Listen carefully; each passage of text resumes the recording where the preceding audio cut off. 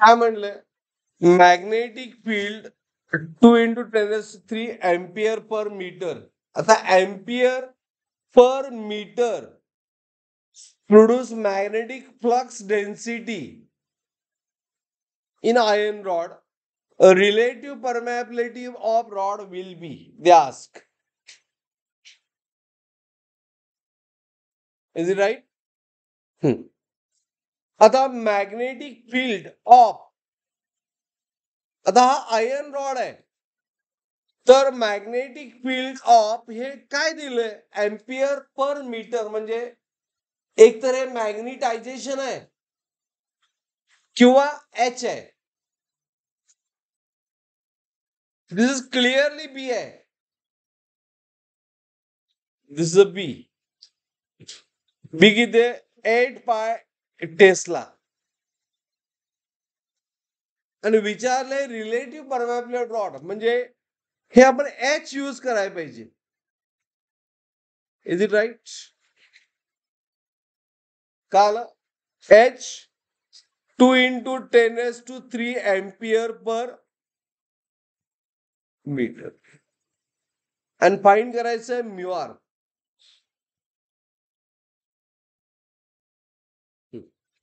तर सॉल्व्ह करणार सांगा. कुठला कुठला फॉर्म्युला यूज करायला पाहिजे? तस पहिल्या डेटा नंतर कुठला फॉर्म्युला यूज करायला पाहिजे तुम्हाला कळायला पाहिजे. कुठला काय यूज करायला पाहिजे? पहिला formula म्यूचा formula B/H.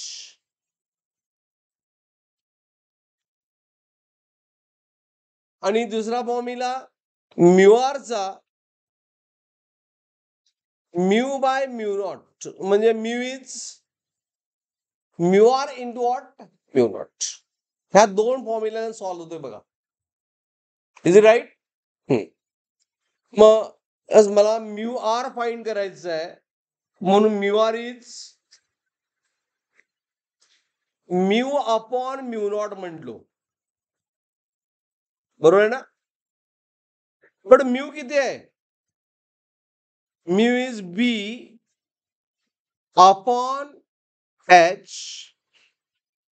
Into what? μ0. हा फॉर्म्युला झाला, बिकॉज म्यू इज B/H. आता फक्त व्हॅल्यू पुट करायचे. Is it right? बरोबर. Go for 29. आता फक्त व्हॅल्यू पुट करायचा. कालच problem everyone. B/8 H 2 × 10³ μ0 4 pi into 10⁻⁻7. So calculation तर फार इझी आहे.